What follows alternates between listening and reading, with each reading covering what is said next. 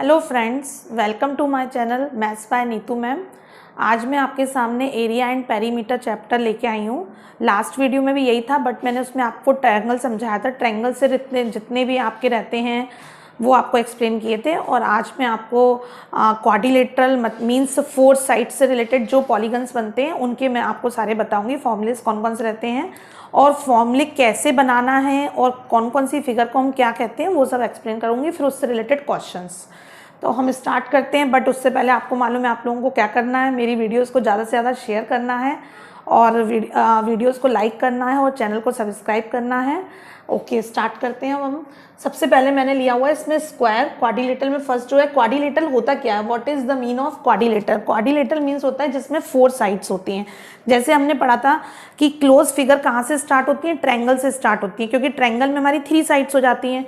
लेकिन जब हम क्वाड्रिलेटरल में आते हैं तो क्वाड्रिलेटरल में हमारी क्या होती है, 4 साइड्स से बनता है पॉलीगन्स। ये 4 साइड मिलके हमारा एक क्वाड्रिलेटरल बनता है। अब इसके टाइप होते हैं, क्वाड्रिलेटरल के टाइप होते हैं। जैसे फर्स्ट हमने लिया स्क्वायर। स्क्वायर मीन्स होता है जिसकी ऑल साइड्स इक्वल होती हैं। आज आप ये अच्छे से समझिएगा सारी फिगर्स को।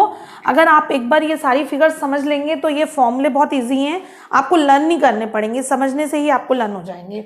तो जैसे ये 4 साइड जिसकी इक्वल होती हैं इसको हम बोलते हैं स्क्वायर। इसमें जैसे साइड्स इक्वल है तो इसको हम क्या मानेंगे, ए सपोज कर लेंगे। मैंने आपको पहले ही बताया था, जब कभी भी हमें किसी का पेरीमीटर निकालना होता है तो पेरीमीटर का सिंपल तरीका है कि बॉर्डर की जो लेंथ होती है उसको प्लस कर लीजिए, आपका पेरीमीटर आ जाएगा। तो स्क्वायर में आपको क्या दिख रहा है, ए 4 टाइम्स है, तो आपका इसका मतलब फॉर्मूला क्या हो गया, 4 इंटू साइड। ये इसके पेरीमीटर निकालने का फॉर्मूला हो गया। अब यदि हमें इसका एरिया निकालना है तो एरिया निकालने का फॉर्मूला क्या होता है, हमेशा एरिया मीन्स होता है 2 साइडों का मल्टीप्लाई। मैंने फर्स्ट वीडियो में एक्सप्लेन किया था इस चैप्टर की कि जब कभी भी हमें पेरीमीटर निकालना है तो मतलब बॉर्डर को प्लस करो, एरिया निकालना है तो मतलब 2 साइड्स को मल्टीप्लाई करो, वॉल्यूम निकालना होगा तो वॉल्यूम में मान के चलो 3 साइड्स। आप अपने दिमाग में एक चीज हमेशा ढाल लीजिए कि पेरीमीटर मीन्स क्या है, एरिया मीन्स क्या है, वॉल्यूम मीन्स क्या है। इससे आपको यूनिट में प्रॉब्लम नहीं आएगी। यूनिट आप सोच सकते हो इजीली क्या होगी, और आपके दिमाग में ये रहेगा। जैसे कभी आप जैसे एग्जाम में आप एकदम फॉर्मूला भूल गए, आपको नहीं याद आ रहा कि आर स्क्वायर आएगा कि आर क्यूब आएगा, तो अगर आपके दिमाग में ये होगा कि वॉल्यूम में 3 साइड का मल्टीप्लाई होता है तो आप इजीली सोच लेंगे। तो अब जैसे इसमें एरिया लिखा है तो एरिया में 2 साइड्स का मल्टीप्लाई होता है, तो मतलब साइड इंटू साइड, ये आपका फॉर्मूला बन गया ए स्क्वायर। ये आपने एक तरह से खुद बनाया है फॉर्मूला। अब क्या है, मैं आपको एक चीज समझाना चाह रही थी कि सपोज आपने स्क्वायर बनाया। अब क्या होता है, जो रोम्बस होता है वो स्क्वायर से ही रिलेटेड होता है, इसलिए मैंने स्क्वायर के सामने ही बिल्कुल रोम्बस लिखा है, जिससे कि आपको दोनों याद आ जाए। कई बच्चों को क्या है कि स्क्वायर लर्न रहता है, रेक्टेंगल लर्न रहता है, लेकिन रेस्ट ऑफ फिगर वो लोग भूल जाते हैं और उनके फॉर्मूले भूल जाते हैं, जबकि कुछ भी नहीं है, सेम टू सेम है। आप ये मान लीजिए अगर हम स्क्वायर को थोड़ा सा टिल्ट करते हैं, हल्का सा हमने इसको, जैसे स्क्वायर की फिगर ये है और स्क्वायर का बेस सेम है, हमने बस इसको हल्का सा क्या कर दिया, मूव कर दिया, यहाँ से टिल्ट कर दिया एंगल पे, तो ये क्या बन जाएगा, इसकी भी सारी साइड इक्वल है। ये किससे बना है, स्क्वायर से ही ये फिगर बनी है। लेकिन क्या हुआ कि इसमें जो डायगोनल्स थे वो डायगोनल इक्वल थे। जैसे ये डायगोनल इस डायगोनल के इक्वल था, बट इसमें क्या हुआ, ये डायगोनल एक अलग हो गया और ये डायगोनल अलग हो गया। दोनों के डायगोनल क्या हो गए, आपके अलग हो गए। तो सपोज ये वाला जो डायगोनल है इसको हमने नाम दे दिया D1 और ये जो डायगोनल है इसको नाम दे दिया हमने D2, क्योंकि दोनों डायगोनल की जो वैल्यू है वो इक्वल नहीं है। साइड इक्वल है क्योंकि हमने केवल क्या किया है, इसको हल्का सा टिल्ट किया है उसी बेस पे। तो अब ये हमारी फिगर बन गई। तो यदि हम रोम्बस का पेरीमीटर निकालेंगे तो पेरीमीटर में तो कुछ भी चेंज नहीं होना। आपको मैंने पहले ही बताया था पेरीमीटर में बॉर्डर प्लस होता है, तो पेरीमीटर तो आपका क्या हो गया, 4a हो गया। लेकिन जब हम इसका एरिया निकालेंगे तो एरिया का फॉर्मूला हो जाएगा 1/2 D1 D2। इधर आपको डायगोनल की वैल्यू पुट करनी पड़ेगी, तब जाके आपका एरिया आएगा। एरिया ऐसे नहीं आएगा, तो डायगोनल, क्योंकि डायगोनल चेंज हो चुके हैं। अब इसकी मैं आपको प्रॉपर्टी भी बता देती हूँ। सपोज कभी कभी ये लोग है ना ऑब्जेक्टिव में प्रॉपर्टी पूछ लेते हैं कि डायगोनल, माने ये पूछ लेते हैं कि डायगोनल में क्या है, ये सॉरी आपसे पूछ लिया गया कि रोम्बस का पूछ लिया उन्होंने कि डायगोनल इक्वल है क्या। तो अब आपको नहीं मालूम है तो कैसे करेंगे, तो डायगोनल इनके अलग रहते हैं और इनके डायगोनल सेम होते हैं। इसकी एक प्रॉपर्टी आपकी ये हो गई कि रोम्बस और स्क्वायर में ये अंतर है। दूसरी प्रॉपर्टी इसकी ये होती है कि इसमें जो आपके एंगल्स बनते हैं वो 90 डिग्री के बनते हैं। स्क्वायर और रेक्टेंगल में, अगर ये रेक्टेंगल फिगर है, आप देखिए रेक्टेंगल में ये एंगल जो रहते हैं वो 90 डिग्री रहते हैं और सेम केस इसमें रहता है कि ये 90 डिग्री के एंगल रहते हैं, लेकिन इसमें क्या रहता है, ये डायगोनल इस डायगोनल के इक्वल रहता है, इसमें भी ये डायगोनल इस डायगोनल के इक्वल है, लेकिन जैसे ही हम इसको हल्का सा टिल्ट कर देते हैं तो इनके डायगोनल्स की वैल्यू अलग हो जाती है और इसके एंगल की वैल्यू भी अलग हो जाती है। तो इसलिए इसका जब हम एरिया निकालेंगे तो फॉर्मूला क्या होगा, 1/2 d1 d2। अब क्या होता है, कभी कभी सपोज इन्होंने हमें d1 d2 की वैल्यू नहीं दी हुई है और हमें ना एरिया निकालना है, तो हम कैसे करेंगे, a की वैल्यू दी है तो हम उसकी हेल्प से भी, अब जैसे इसमें क्या है, आपको जैसे a की वैल्यू निकालनी है, सपोज पेरीमीटर निकालना है, a की वैल्यू निकालनी है, तो उसके लिए हम क्या करते हैं, यहाँ पे ये जो एंगल होता है ये हमारे 90 डिग्री का होता है। अगर ये एंगल 90 डिग्री का है तो हमें मालूम है, हम पाइथागोरस थ्योरम जानते हैं, पाइथागोरस थ्योरम के अकॉर्डिंग, जैसे सपोज ये वाली फिगर आपकी है, ये मैंने इसको कट कर दिया, सपोज आप ये मान के चलिए मैंने रोम्बस में से इतनी फिगर कट कर दी, ठीक है, इतनी फिगर कट करी है, तो ये आपको क्या दिख रहा है यहाँ पे d1/2, क्योंकि d1 ये पूरा है तो ये हाफ हो गया, और ऐसे ही आपने इतना देखा तो ये आपको क्या दिख गया, d2/2, तो ये वाली, ये 90 डिग्री का एंगल है और ये क्या है, a है, तो हम इन दोनों की हेल्प से a को निकाल सकते हैं, साइड निकाल सकते हैं, और जैसे ही हमारे पास साइड आ जाएगी, साइड आने के बाद हम पेरीमीटर फाइंड कर सकते हैं। तो साइड निकालने के लिए पाइथागोरस थ्योरम क्या कहती है, कि पाइथागोरस थ्योरम बोलती है कि आपका d1 का स्क्वायर और प्लस d2 का स्क्वायर हाफ का, और उसका क्या कर दो, स्क्वायर रूट कर दो, उसका स्क्वायर रूट करने से आपके पास किसकी वैल्यू आ जाएगी, a की वैल्यू आ जाएगी। तो मैं आपको यही बताना चाह रही हूँ कि आप लोग फॉर्मूले खुद बनाना सीखिए और एक बार आप घर पे प्रैक्टिस करिए, जैसे आपने वीडियोस देखी आपको समझ में आता है, तो एक बार अपने जो नोट्स रेडी कर रहे हैं उसमें खुद फॉर्मूले बना के लिखिए। अगर आप खुद बना के लिखेंगे तो आपको लर्न भी हो जाएंगे और पेपर में आपको प्रॉब्लम भी नहीं आएगी। ये इस तरह से हम एक ही वैल्यू फाइंड कर सकते हैं। तो इन दोनों की प्रॉपर्टीज क्या हुई, इन दोनों की प्रॉपर्टीज ये हुई कि इसमें जो रहते हैं 90 डिग्री के एंगल्स रहते हैं, ये जो एंगल्स हैं वो 90 डिग्री है और ऑल आर इक्वल, बट इसमें आपके एंगल्स इक्वल नहीं है, अपोजिट एंगल इक्वल नहीं है। फिर इसके बाद क्या हुआ, अपोजिट तो इक्वल है, बस एडजेसेंट जो होते हैं वो आपस में इक्वल नहीं होते हैं। क्या था अपने स्क्वायर में फोर जो एंगल्स थे वो सारे इक्वल थे। जब हम इसमें आते हैं रोम्बस में, तो रोम्बस में क्या होता है, एडजेसेंट एंगल इक्वल नहीं होते हैं बट अपोजिट एंगल इक्वल होते हैं, और इसमें डायगोनल्स इक्वल नहीं होते हैं, इसमें डायगोनल्स इक्वल होते हैं। ठीक है, अब नेक्स्ट फिगर आती है हमारी रेक्टेंगल। रेक्टेंगल में क्या रहता है, अपोजिट साइड्स इक्वल होती हैं, इसमें ऑल साइड्स इक्वल होती हैं, और इसमें क्या होता है, जब अपोजिट साइड इक्वल होती है तो एक को हम लेंथ मान लेते हैं और एक को हम ब्रेथ मान लेते हैं। ठीक है, और इसमें क्या रहता है, चारों एंगल, जैसे इसमें चारों एंगल इक्वल थे, 90 डिग्री थे, सेम केस रेक्टेंगल में रहता है कि चारों एंगल इक्वल होते हैं। लेकिन रेक्टेंगल से जब पैरेललोग्राम बनता है तो वो उसी बेसिस पे बनता है, और इसमें भी यही होता है कि साइड हल्की सी क्या हो जाती है, टिल्ट हो जाती है। तो क्या होता है, जैसे इसमें लेंथ थी तो ये वाली लेंथ ये इसके इक्वल है और ये जो है वो इसके इक्वल है, लेकिन क्या होता है, इसमें भी डायगोनल चेंज हो जाते हैं, डायगोनल इनमें इक्वल नहीं है, जैसे इसमें नहीं थे डायगोनल। अब क्या हुआ कि इसमें जब आपने इसको सॉल्व किया तो यहाँ पे इसका फॉर्मूला क्या हो जाएगा, रेक्टेंगल में पेरीमीटर निकालने का तो आपको मालूम है, पेरीमीटर तो सेम है, तो पेरीमीटर कितना जाएगा, 2l + b। 2l + b क्यों हुआ, क्योंकि इसमें आपके पास 2l है और 2b हैं, 2l और 2b में से आप 2 कॉमन निकाल लेंगे तो आपके पास अंदर क्या बचेगा, रिमेनिंग l + b। और जब आप इसका एरिया निकालेंगे तो एरिया का फॉर्मूला होता है a × a, साइड × साइड, इसमें साइड की जगह पे क्या l और b है, तो इसके एरिया का फॉर्मूला हो जाएगा l × b। ये इसका एरिया हो गया। अब हम आते हैं पैरेललोग्राम में।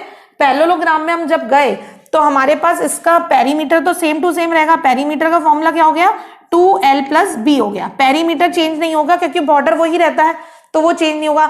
अब लेकिन जब हम इसको सॉल्व करेंगे तो हमने क्या किया, हम इसमें देखिए आपको 2 इक्वल ट्रायंगल दिखेंगे। अगर आप देखना चाहें तो आप देखिए, ये एक ट्रायंगल बन गया है, और यदि हम ये लाइन रिमूव कर दें तो ये एक ट्रायंगल बन गया, तो आपके पास 2 इक्वल ट्रायंगल बन रहे हैं। और हमने पहले लास्ट वीडियो में पढ़ा था कि ट्रायंगल का एरिया निकालना होता है तो उसका फॉर्मूला होता है 1/2 b × h।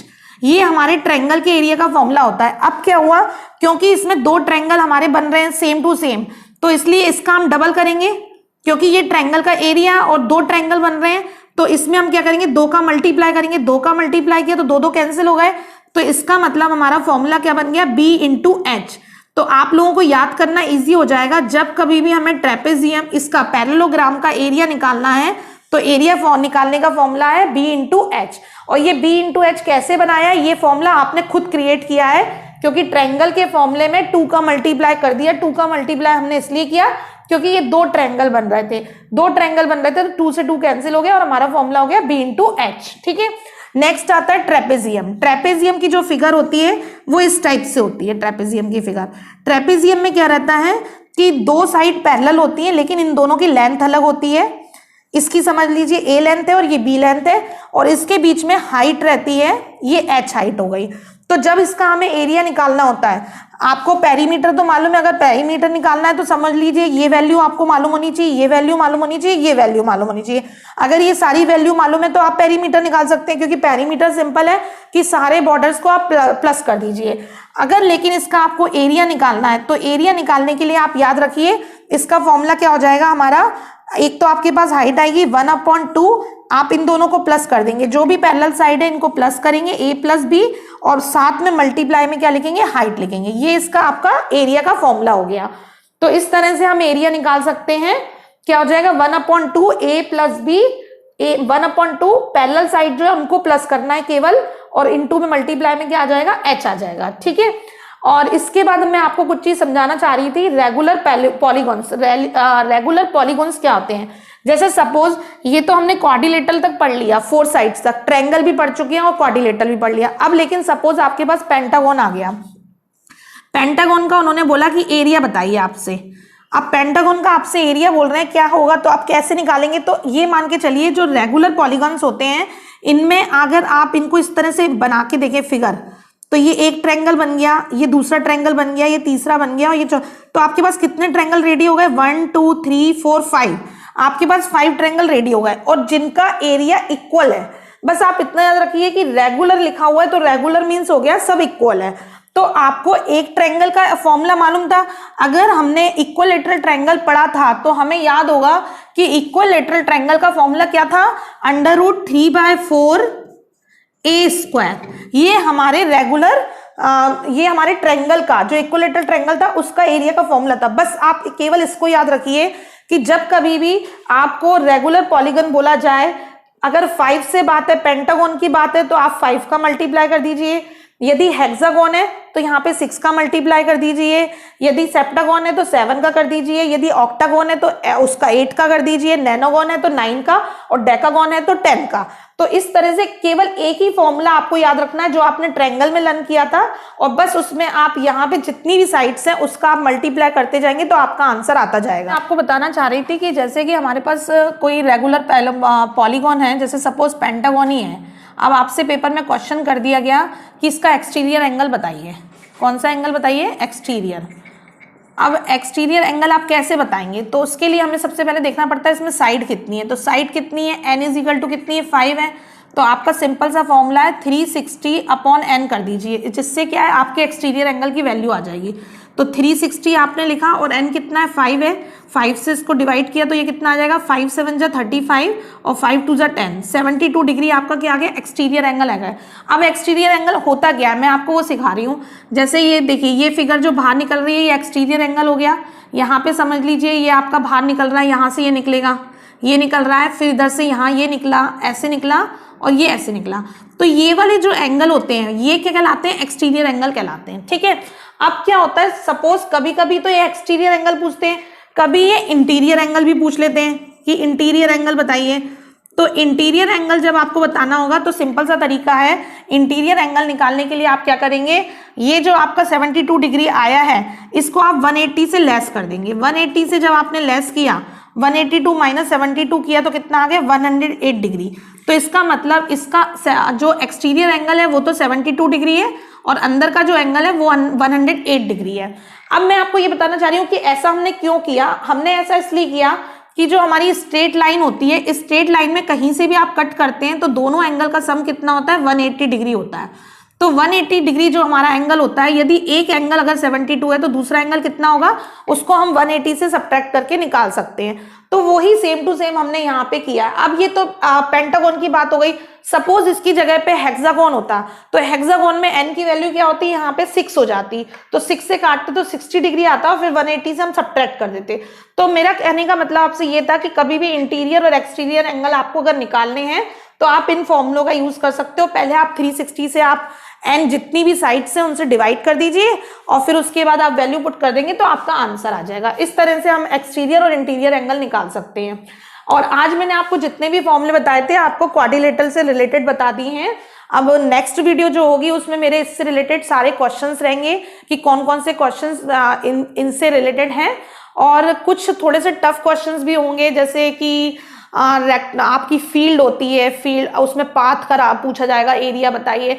तो कुछ कुछ क्वेश्चंस तो ऐसे होंगे जो मेंशन ही नहीं रहता है कि आपको फाइंड क्या करना है, तो वो आपको खुद समझना पड़ेगा। और अगर आपको मेरी वीडियोस अच्छी लगी है तो प्लीज़ इसे आप लाइक ज़रूर करिएगा, अपने फ्रेंड्स के साथ शेयर करिएगा। Thank you so much.